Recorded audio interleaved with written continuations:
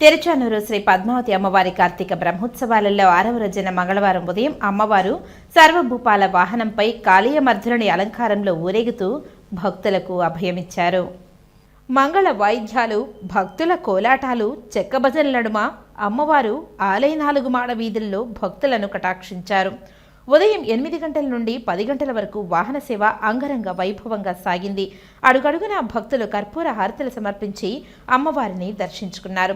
శ్రీవారి హృదయ పీఠంపై నిలిచి లోకాన్ని కటాక్షిస్తున్న అలిమేలు మంగమ్మ సర్వభూపాలురు వాహనాస్థనీయులు అయిన అమ్మవారిని సేవించి తరిస్తున్నారు.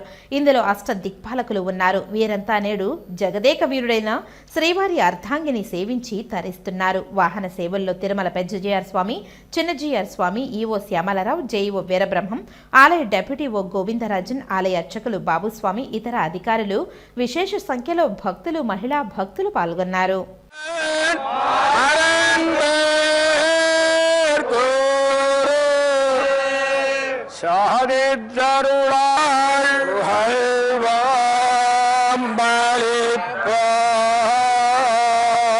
అష్టలక్ష్మి அவள் பெயர் லக்ஷ்மி குணமுடத்தெட்டை விளக்கொன்று ஏற்றிய சொல்வோம் மனம் திருவருள் பெருகிட வருவாய் திருவே அபிஷேக